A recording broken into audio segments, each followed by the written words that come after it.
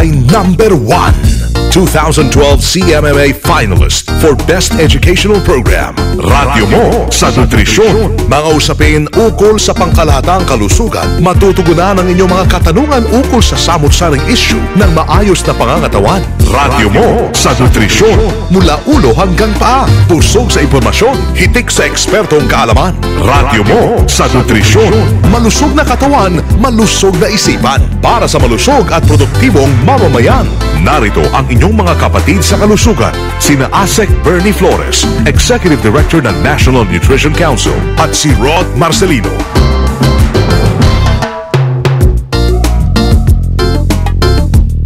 Mga kasama, alam nyo bang ayon sa Department of Health, 92.4% ng mga Pilipino ay may tooth decay at 78% naman ay may sakit sa gilagid?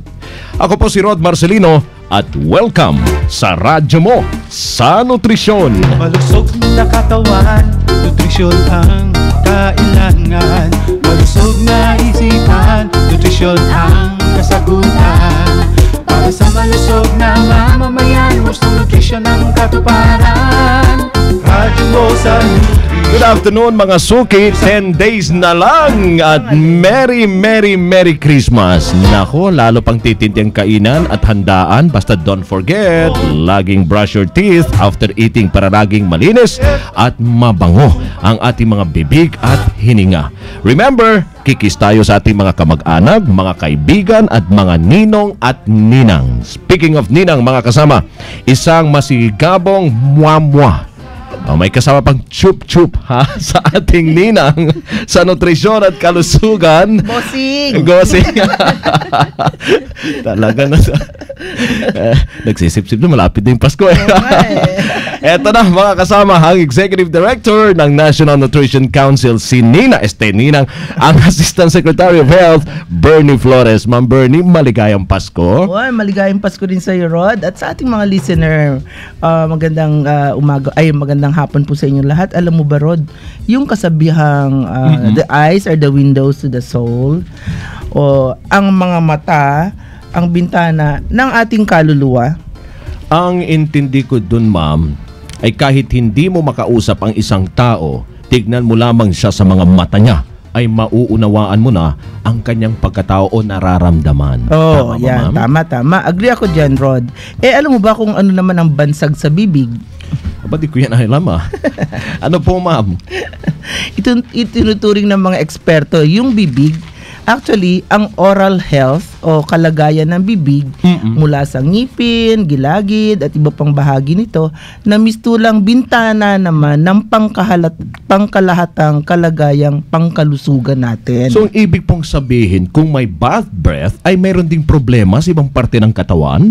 Hindi ko yan masagot kasi hindi ako expert. Okay. Eksperto ang magandang sumagot niyan, Rod. Kaya inanyayahan natin ang walang iba kundi ang dating Pangulo ng National Association of Dentists ng Department of Health. Siya rin ay naging Second Secretary, House of Delegates ng Philippine Dental Association at naging member ng Technical Working Group on Oral Health ng Department of Health. At presently, siya rin palang naging dating Pangulo ng Makati Dental Chapter. At ngayon nga, siya ay school dentist ng Fort Bonifacio High School, malapit dito sa aming opisina. At siya rin ang Dentist 3 ng Makati Health Department. Ang dami niyang bit-bit, ano? Napaka-busy siguro itong ating guest ngayong hapon. Walang iba po kundi si Dr. Esperanza C. Viloria. Good afternoon po, Dr. Viloria, at welcome po sa Radyo Mo sa Nutrisyon. At masabi ko na rin, kasi sisip-sip na rin ako. Merry Christmas po, Nina. Magandang hapon po sa inyo, ASEC Bernie, kay Rod, kay Liza, at sa lahat po ng ating mga nakikinig sa programang ito. Merry Christmas din po sa inyo. Merry Christmas, Doc.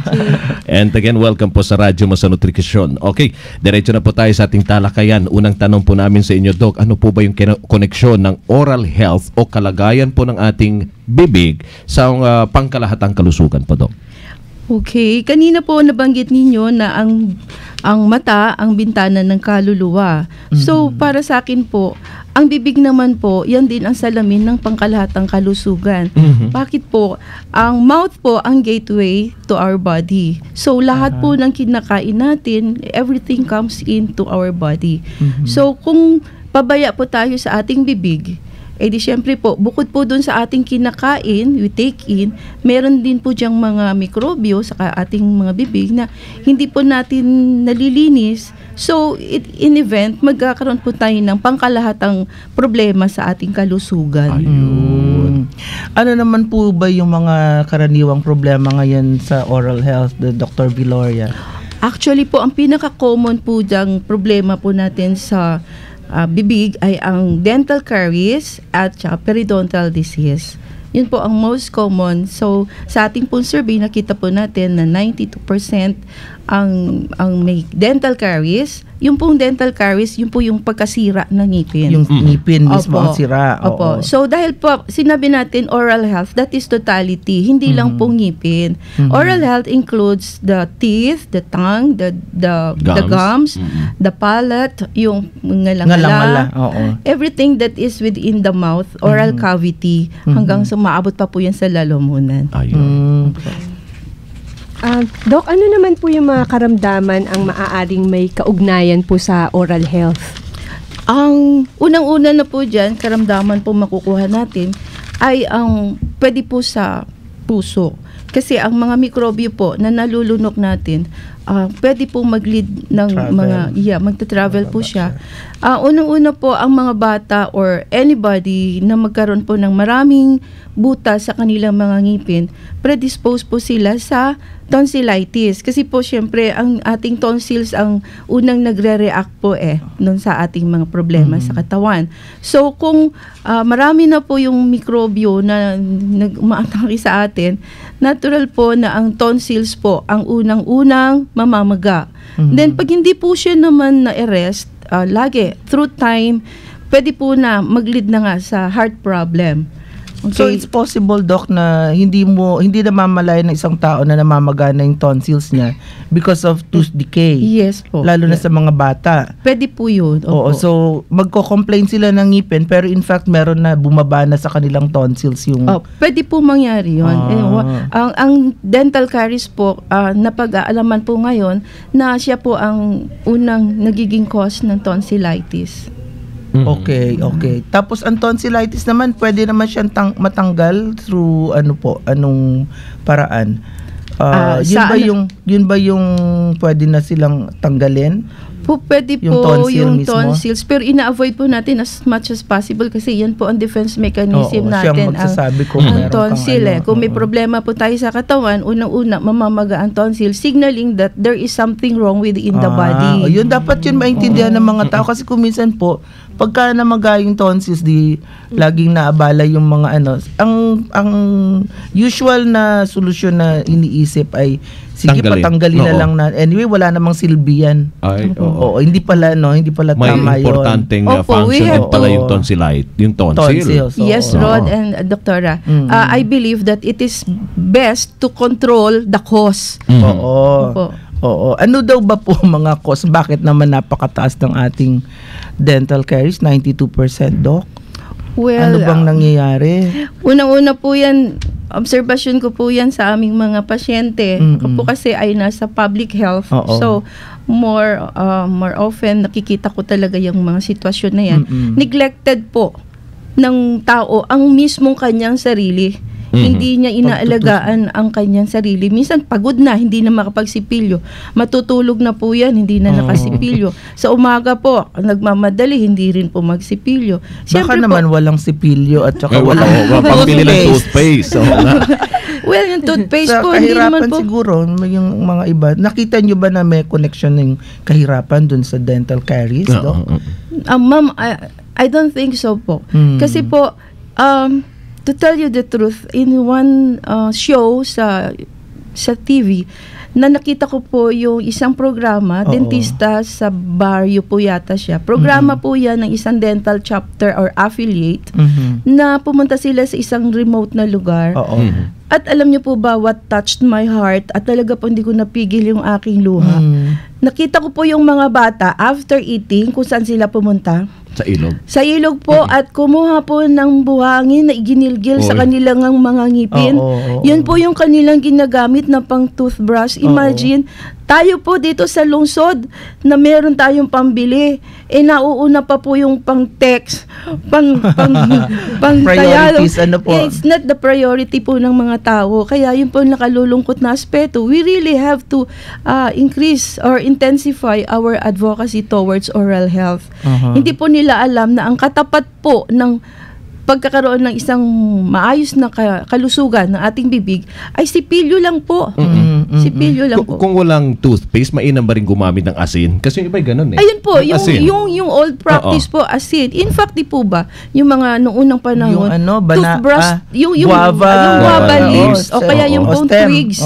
Yung twigs po na binabayo, tapos yun ang ginagamit na. So, anything po na mechanical cleansing po kasi. So, siguro po, kung walang pambili ng toothpaste, di pwede na po yung asin or Asin. Doktora, may tanong din ako. Yung paglinis or yung pag-alaga ng ating oral cavity, di ba hindi lang hindi lang teeth ang nililinis, dapat nililinis mo rin yung dila, di ba binabrush din dapat yon? Yes, opo. Kasi nga po, sa buong kabuuan ng ating bibig, nandyan po yung microbe, meron po dyan yung pathogens, yung nagbibigay ng sakit, yung bad bacteria. Meron din po yung mga good bacteria na Pero siyempre po, kailangan lilinisin po natin yan. Saan po ba sila nagtatago? Nakadikit po sila sa ating mga ngipin, sa dila, sa langala. Sa entire oral cavity. Nandyan po sila, nagtatago lang po sila. Yeah, kasi kung minsan ang tinuturo lang sa mga bata yung up and down, ng pagbabrush ng teeth. Pero kailangan din talagang sabihin pati dito sa bandang gilagid. Ma'am, meron bang mga pagkain na nakakatulong para maganda o healthy yung ating ngipin at gums? Opo, primarily ang ngipin po kasi di po ba para tumigas yan, calcium po kasi yan yung mineral. So precisely kailangan po natin yung mga rich in mineral content like calcium. So milk, potassium po. So sa pagkain naman po yung mga fibrous na pagkain like vegetables, green leafy vegetables, yung mga fibrous na prutas, hindi po yung mga matatamis. Ay avoid po natin as much as possible yung mga matatamis kasi iyan po yung causative factor na agent ng pagkakaroon ng dental caries Sugar plus yung mikrobyo, yung kanilang acid na sinisikret, nagkakaroon na po ng demineralization or paghihina ng calcium content, ng mineral content ng ngipin. So, eventually, even though ang ngipin po ang considered the hardest bone part, o even mas matigas pa po yan sa ating yung long bone, sa buto po. But nakakapagtaka po na nasisira pa rin po siya. Maybe siguro po dahil exposed po kasi siya compared dun sa ibang bahagi ng buto. Araw-araw ilang beses tayong kumain, So laging kung hindi pa tayo magsasara, maglilinis. Okay. For sure, yung mga listeners natin, mga suki natin, may mga tanong dyan. Mga kasama, kung nais nyo pong magtanong, i-text lang po ang inyong mga tanong sa ating text line. Etong ating mga numero, 0919-884-0659. O tumawag po sa 882-2374. Magpapatuloy ang radyo mo sa nutrisyon, pero silipin muna natin ang pinakahihintay na text question of the day. Rod, super easy ang ating tanong kasi Christmas giveaway ulit. Ang tanong lang natin ay magbigay ng isang problema na pwedeng kaakibat ng oral health problem. Hala, kadali, oy. Kababanggit pa lang ni Ma'am. I-text lang po inyong sagot sa ganitong format, mga kasama, full name, space, address, space, sagot, at isend po sa 0919-884-0659. Kung nais ninyong mapakinggan muli ang ating episode ngayon at ang mga nakaraan, mga kasama, punta lang po kayo sa www.youtube.com/radyo mo sa nutrisyon. Magbabalik ang radyo mo sa nutrisyon. Radyo mo sa nutrisyon. Kumain ng Go, Grow at Glow Foods. Walang iisang pagkain ang makapagbibigay ng lahat ng sustansya na kailangan ng katawan. Kumain ng Go Foods, tagapagbigay lakas. Grow Foods, tagapagbuo ng katawan. At Glow Foods, tagapagsaayos ng katawan. Labanan ang kahirapan at malnutrisyon. Wastong nutrisyon, alamin, gawin at palaganapin. Isang mensahe mula sa National Nutrition Council ng Department of Health. Radyo mo sa nutrisyon. Nagpapatuloy po ang Radyo mo sa nutrisyon at ang atin pong guest resource person dito po sa ating booth ay walang iba kundi si Dr. Esperanza C. Viloria, Dentistry ng Makati Health Department at School Dentist ng Fort Bonifacio High School.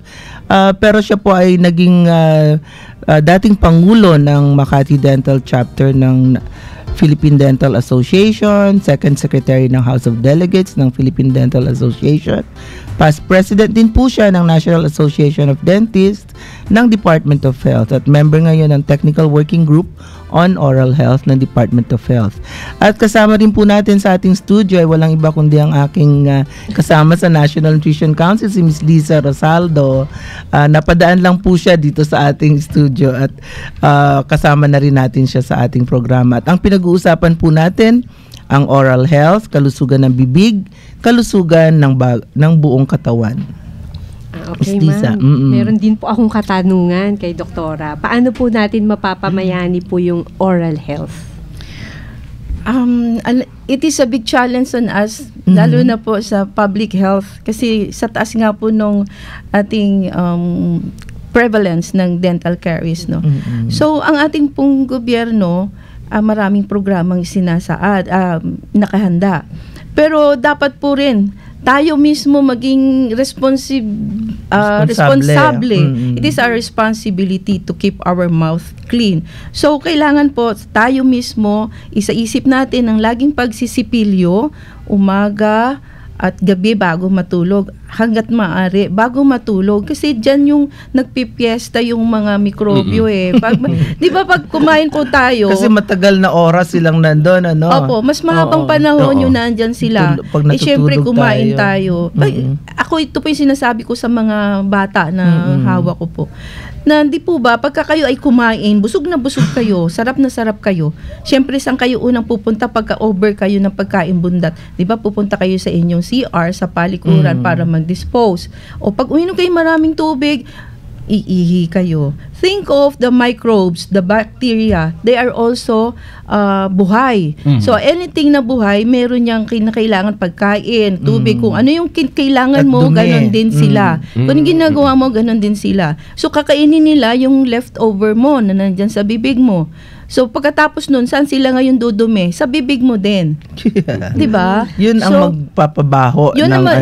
That may be one cause of bad breath. And yun na nga, parang magkakaroon ng, binigyan mo ng pagkain yung mikrobyo na mag-thrive para lalo sila. And mind you, napakabilis dumami ng mikrobyo. Ang maputok lang ang isang kanilang balat, think of yung bubble po. Magbumuha kayo ng bula, yung magsabon, tapos pabulain ninyo. I-blow it away, makikita nyo mag-scatter into smaller particles yung balo, yung lobo, yung bula. Ganon din po. Ganon kabilis dumami ang mikrobyo. Pero doktora, sabi mo yan sa mga bata, nakikinig sila sa inyo. Paano naman kung matanda na? Halimbawa, yung mga nakikinig sa atin ngayon na posibleng hindi rin nakakapag-care ng kanilang oral, they don't take care of their oral health. Paano naman yung approach natin sa pag-convince? Para sa akin po, wala pong pinagkaiba ang bata at matanda sa pangangalaga ng kanilang ngipin. Sabi ko nga po kanina, as young as when the baby is born, di po ba, kinakailangan na rin yan na lilinisin mo na rin. Kasi syempre, pag dumedi yan, hindi mo nang sabihin malinis talaga yung ano ng bata, okay? So, dapat lilinisin mo rin siya ng cotton swab or bulak or any clean cloth for that matter. Tapos po, syempre habang lumalaki sila, tuturuan mo na sila magsipilyo. Pagkatapos po yung as they grow older, ganyan, tuturuan mo na po sila lalo, intensify sa mga adolescent po kasi ang food craving po niyan more on the sweets. So, pag matanda naman po, Ganon din po, problema nga lang, pag matanda na, nandun na yung sira ng ngipin. So, kinakailangan naman po, advise natin sila, pumunta sa dentista para naman po, kung anong problema, madedetect po ng dentista at malalapatan ng karampatang action or lunas. Okay po. Tapos, meron po yung mga buntis. Unang-una po yan, dapat pangalagaan din sila kasi syempre, sila yung magiging guide ng mga bata di po ba ang mga nanay? Kaya kami paano ka ba pinalaki ng magulang mo? Parang ganun masakit po yan sa aming ina na pagdating ng oras kasi pinabayaan ka ng nanay mo kaya nagkaganyan yung ngipin mo. Di ba? Parang kaya kailangan po yung mga nanay unang-una tinuturuan po para kung wala man po kayong mga dentista, primarily po talaga ang miyembro ng pamilya ang magtutulong-tulong para sa ikagaganda ng kalusugan ng bawat isa. Maliban po sa dental caries, Doc, sabi mo yung oral health, lahat ng parte ng oral cavity natin, yung bleeding gums ba ay isang symptom ng iba pang sakit? Yes, Asek. Ang bleeding gums po, pwede... Tamang-tama, may tanong tayo. Basahin ko lang po over the air yung tanong na ating listener, bakit po palagi nagdudugo ang gums? Saan po ba or alin po ba ang kulang? Okay. Text question lang po yun. Very timely yung kanyang tanong sa ating topic po sa ngayon po. Ano pa? Bakit po ba dumudugo yung gums? First, pwede pong, kaya siya dumugo, nasundot, na nagkasugat. Ng toothbrush. Okay. Pangalawa po, pwedeng nagdudugo siya dahil meron siyang gingivitis.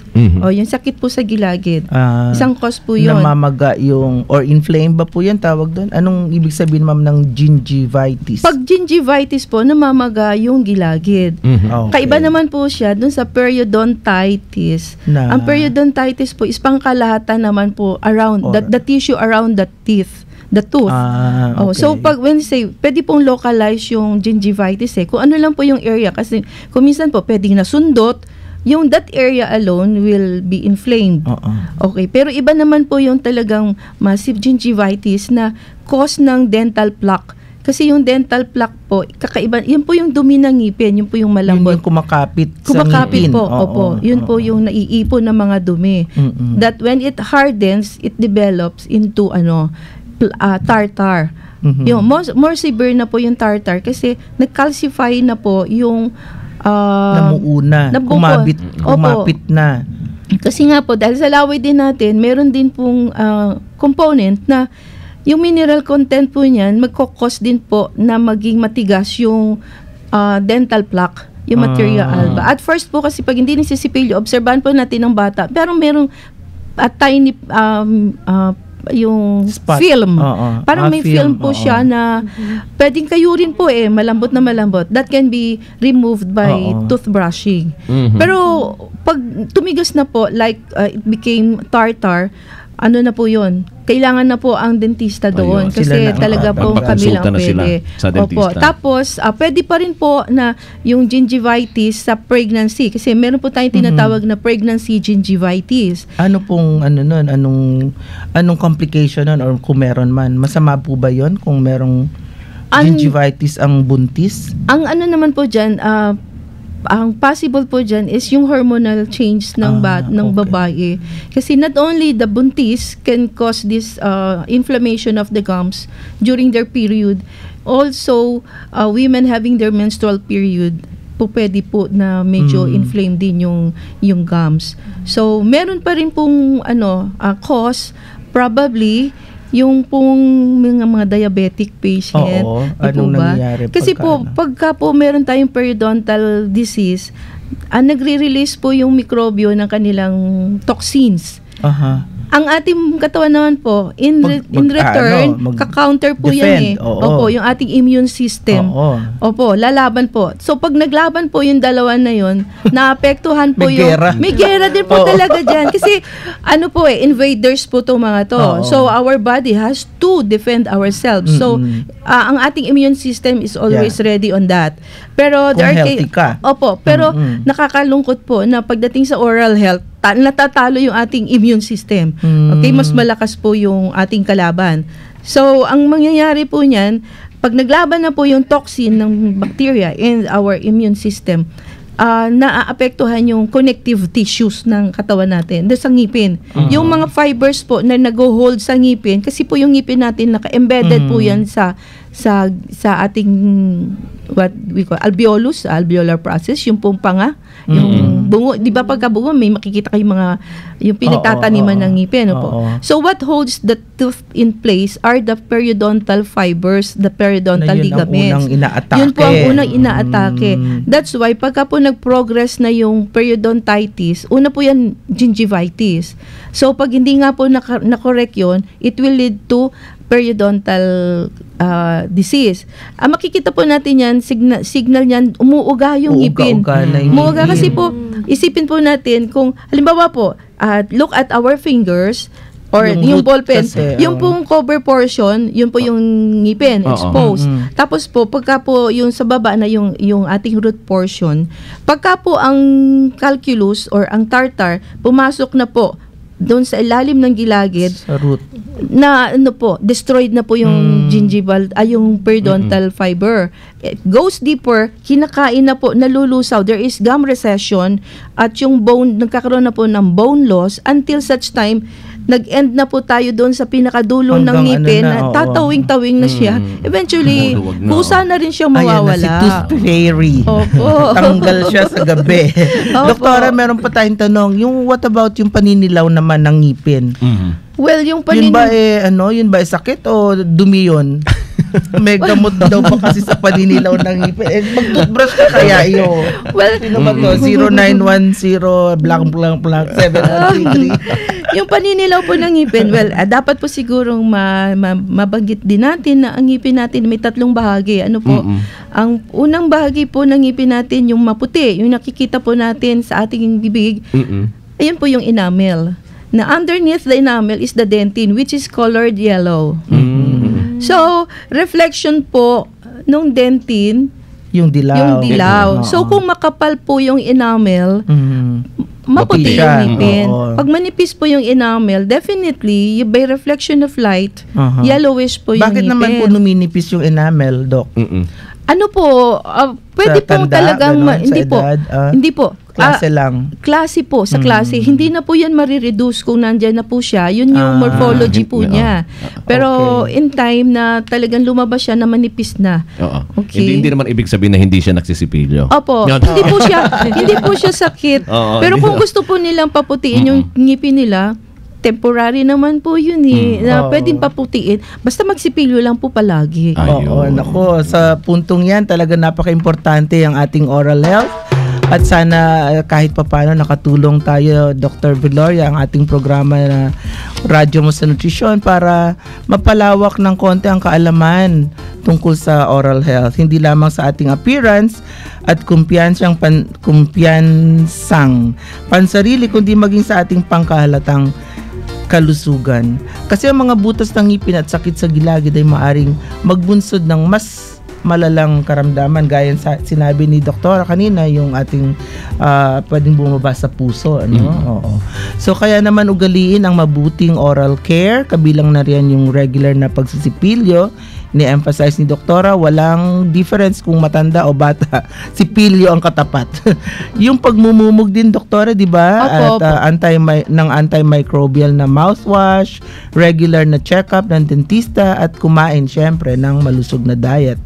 Para naman sa mga chikiting, turuan silang gawing habit ang pagsisipilyo ng ngipin. Dun sa matatanda, habit nyo rin talaga dapat. Maraming salamat po sa ating guest resource person, si Dr. Esperanza C. Viloria. Siya po ay currently dentistry ng Makati Health Department at school dentist ng Fort Bonifacio High School, pero marami po siyang naging past responsibilities sa National Association of Dentists ng Department of Health, sa Philippine Dental Association, sa Makati Dental Chapter. So maraming salamat po, Dr. Viloria. Maraming salamat din po sa pagkakataon binigay niyo sa akin na ako ay makapagbahagi ng kahit na munting kaalaman para po sa ating pag-ayos ng mga ngipin ng mga tao. Kasi yan po ang aming krusada. Yan pong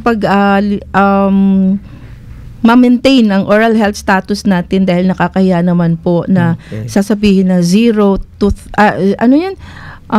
wala nang ngipin ang ating henerasyon. So we have to say... Kaya zero tooth decay kasi walang ngipin. Hindi po. Tama yan. Okay. Alright. Thank you very much, Doc. Maraming salamat sa mga ibinahagi ninyo sa ating mga listeners ngayong hapon. Sigurado ang dami nilang natutunan sa ating topic tungkol sa kalusugan ng ating bibig, kalusugan ng buong katawan. At ngayon, eto na mga kasama, ang tatlong winners ng tig 100 pisong cellphone load mula po sa ating ninang. 100 pesos load for Josel de Gracia ng San Luis, Batangas. Asek, Ma'am Bernie, ang kanyang sagot ay dental care. Caries. Okay. Dental caries. Tama ba? Okay, tama. Tama po. Roylan Flores ng Cagayan de Oro. Layo. From Mindanao. Ay, oo nga. Flores din. Sagot niya, tooth decay. Oo. Correct din po yun. 100 pesos load para sa iyo. At ang ating last winner from Amadeo Cavite. Malapit lang. Alright. Congratulations to Ruel Abaro. Again, yung kanyang sagot ay tooth decay din, Asek. Okay, so congratulations sa ating mga winners. Dalawang lalaki, isang babae. Dalawang lalaki, isang babae. Common yung sagot nila. Tooth decay. Maraming salamat mga kaibigan sa inyong patuloy na pagtangkilik po sa radyo mo sa nutrisyon. Nagpapasalamat din po ako sa inyo mga dear listeners sa inyong laging pakikinig sa amin dito sa DZXL. Meron tayong bisita ngayon from Germany, no? Si Ma'am Gloria. Ma'am Gloria, nakikinig lagi daw sa atin dito po sa DZXL 558 kHz at panonood sa www.rmnnews.com. Tune in po kayo lagi sa Radyo Mo sa Nutrisyon tuwing Sabado alas 12:30 ng tanghali hanggang 1:00 ng hapon, at pwede nyo rin kami maging friend sa Facebook. Hanapin lang Radyo Mo sa Nutrisyon, i-click mo lang yung like at friends na po tayo. At syempre maaari nyo rin kaming i-follow sa www.twitter.com/radyonutrition. Small letters po lahat yon. At mga kasama, tandaan, dito po sa Radyo Mo sa Nutrisyon, bubusugin namin kayo sa impormasyon. At sisigin namin kayo ng mga tip tungkol sa tamang nutrisyon. At tutulungan namin kayong iwaksi ang mga maling gawaing kumukontra po sa mabuting kalusugan. Bastong nutrisyon, impormasyon, solusyon, positibong aksyon. Tandaan lamang po, malusog na katawan, malusog na isipan para sa malusog na mamamayan. Ang inyo pong lingkod, Asek of Health, Bernie Flores. At ako naman po si Rod Marcelino. Kami ang inyong mga kabalikat sa kalusugan at wastong nutrisyon. Dito sa Radyo Mo sa Nutrisyon. Malusog na katawan, nutrisyon ang kailangan. Malusog na isipan, nutrisyon ang kasagutan. Para sa malusog na mamamayan, wastong nutrisyon ang katuparan. From the management and staff of DZXL 558 RMN Manila, maligayang Pasko po! Mahirap po, may kaya.